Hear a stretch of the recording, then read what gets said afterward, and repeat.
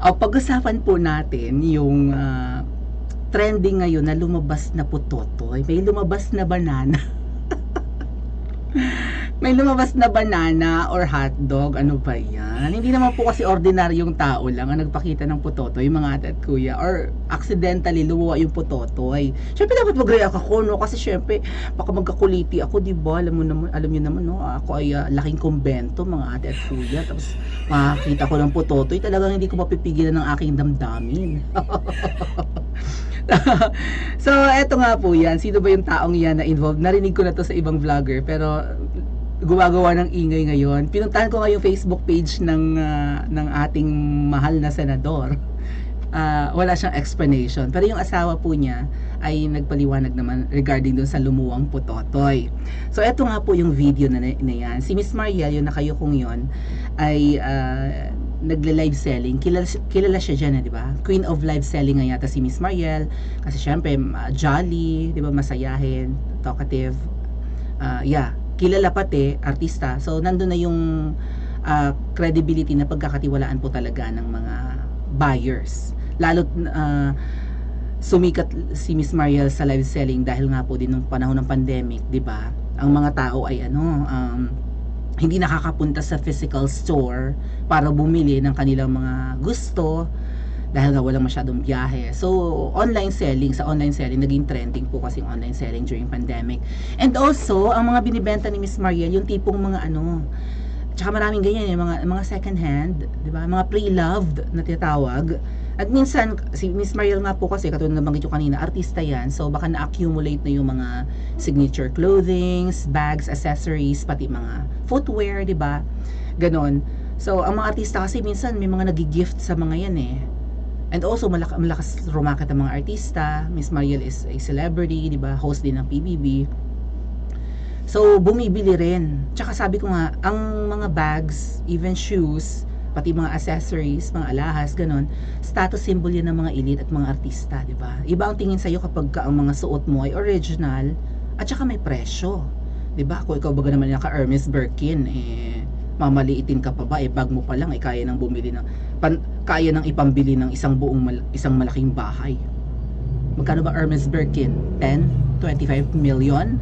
Ganon. So, yung iba, syempre, mas pipiliin yung pre-loved na mga gamit, di ba, bags, even mga gowns, damit, kasi mas mura na, lalo na may gas-gas na, or maybe na-stock na, kahit hindi pa nagamit. Si Miss Mariel, nilet go niya yung napakarami niyang na-accumulate na mga gamit, dahil nga po, tulong din sa candidacy ni Senator Robin last year. Parang doon lalong sinipag si Miss Mariel na mag-live para yung proceeds, yung mga mabibenta niyang gamit, ilalaan sa campaign ni Senator Robin. And nagbunga naman po talaga ng maganda dahil top 1, right? Number 1 senator si Senator Robin. Pero kilalang senador, number 1 pa. Tapos, biro nyo yun, lumabas ang kaluluwa. Bakit nga ba? Bakit lumabas ang kaluluwa ni Senator Robin? I-play natin yung video. Hindi ko na lang lagyan ng sound kasi baka maka-copyright ako, ha. Yan, shake, shake, shake. Hindi makita, dali. Sinishake-shake ni Senator Robin yung ang galing talaga ni Senator Robin magganyan, no? Ang galing, ano ba yun? Magganon pala, magganon. Ano ba yun? Ang galing niya magganon talaga. Sanay na sanay Senator Robin, Ayan. So, may biyak yung suot niyang parang robe. Parang Muslim robe. Panlalaking robe. Right? Damit ng lalaking Muslim. Kasi, converted na po si Senator Robin Muslim na siya. Shake, shake. Ay! Ay! Ay! Ay, mabuti may bulaklak. Ay! Mabuti may bulaklak, mga ate at kuya. Naglalato-lato. Naglalato-lato ba si Senator Robin? Naglalato-lato ba siya? Or lumabas yung kanyang lato-lato? Ikaw talaga easy, ha? Okay. Ayun! Yumuko talaga. Ginaaka. Okay. Pause ko muna, mga ate at kuya. Okay. Bakit nga ba sumilay ang pototoy ni Senator Robin? Yan naman po siguro ay hindi naman niya sinadya, aksidente lang yan, di ba? Okay, bakit naman sumilay? Eh kasi mahaba nga yung robe na suot, so most probably hindi na siya nagsusuot ng undies. Actually, ni-reveal dati ni Senator Robin sa isang talk show na hindi talaga siya nag-underwear. Hindi niya habit mag-underwear. Baka nagsusuot siya boxers. But since nasa bahay siya, 'di ba?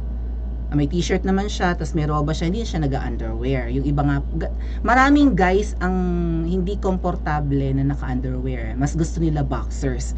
And ako po, may mga na-meet ako mga Muslims, mga kapatid nating Muslim, di ba, nakakapunta naman ako ng Mindanao, na sabi nila, mas preferred nila ang boxers kesa sa brief.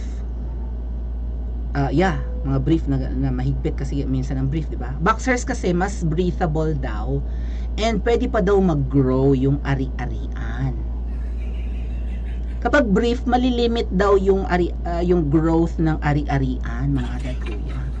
Ang iba nga po, nade-deform.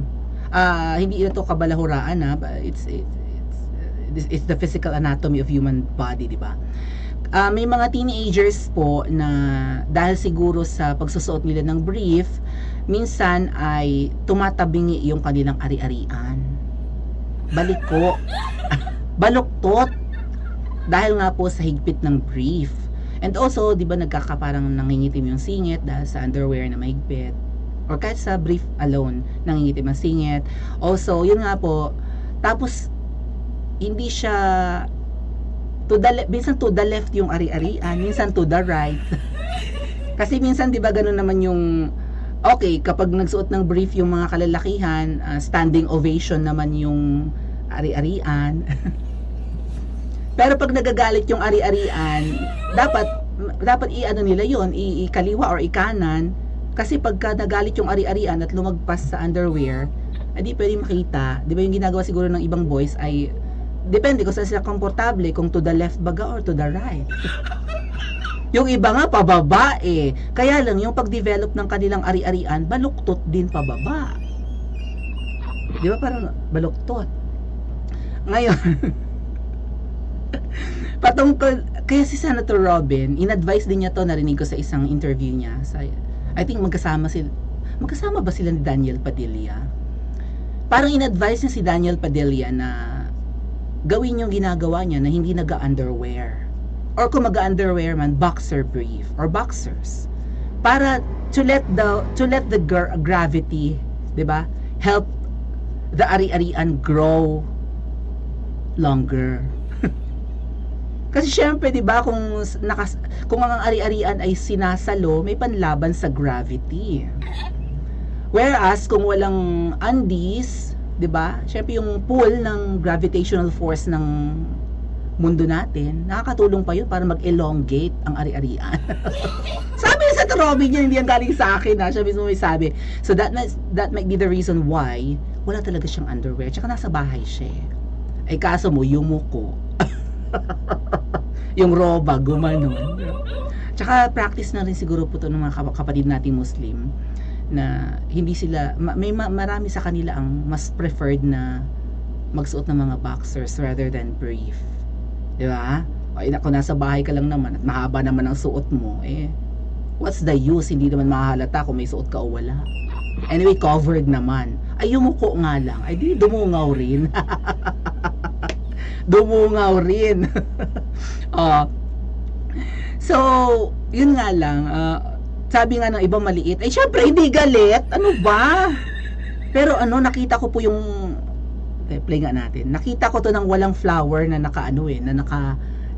kasi inedit syempre para lagyan ng flower.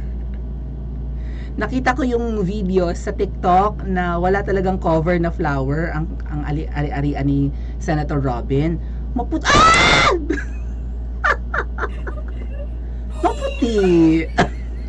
Mukhang makinis. Oo, at saka siguro may i-grow pa yun. Ba mapanlin lang minsan ang ang mga ari-arian. Ano ba ang ari-arian sa English? Di ba properties? Mapanlin lang. Syempre hindi pa naman galit. Ay, dubungaw. Hindi pa naman galit. Nagpaliwanag nga pala si Miss Mariel tungkol dito. Gusto na dyan sa video. Ayan, nagbigay ng sagot ang misis ni Senator Robin Padilla.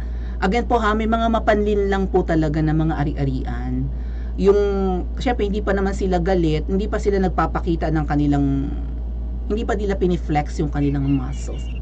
Hindi pa galit, syempre tigok pa yun eh, di ba? Malambot pa ang lupa. Pero pag ang lupa ay natuyot at nanigas, talagang ang ari-arian ay wagi. Tsaka yung ibang babae po, hindi naman preference ang malaki ang ari-arian, di ba? What matters most means, marami akong kilalang girls na mas gusto nila na maitsura ang lalaki. Para ang lahi ay, di ba? Para ang mga susunod na salin lahi, maitsura. May iba rin namang mga girls na prefer nila yung maganda yung personalidad or character ng tao. Para, di ba? Ayaw naman nila ang kanilang makakasama habang buhay ay basag ulo, mabisyo. Bonus na lang yan kung malaki ang ari-arian. Eh di kung malaki ang ari-arian, tamnan natin. Tamnan natin ang palay. Araw-araw nating diligan. Nagbigay ng sagot ang misis si Senator Robin Padilla na si Mariel Rodriguez Padilla sa usap-usapan ng mga netizen na umano'y nag-hello ang private. Hindi rin siguro yan napansin. Busy siya sa pagtitinda eh. Nito sa isinagawang live selling ng huli kamakailan. Mariel nag-react sa aksidenteng pagbulaga ng alaga ni Robin. Siguro, ano kaya sinabi ni Miss Mariel? To me, okay lang po na alaga or ari-arian ni Senator Robin ang dumungaw.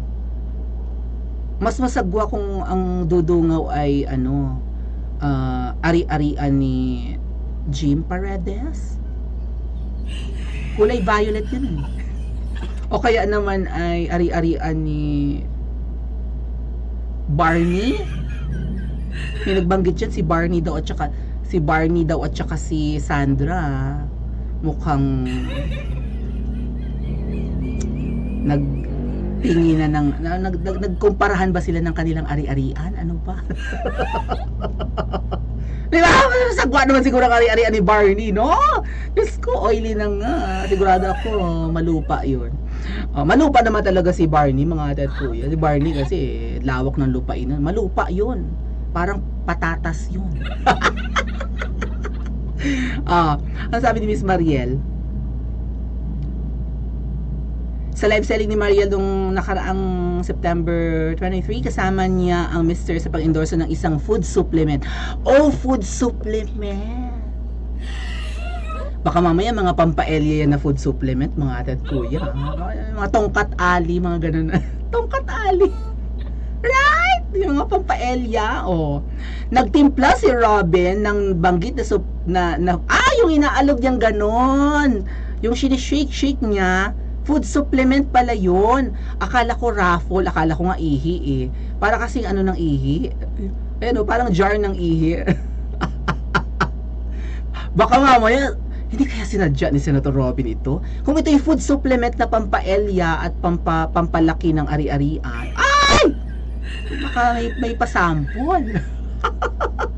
Teka nga! Ano mo food supplement yan at nang makabili? Diyos!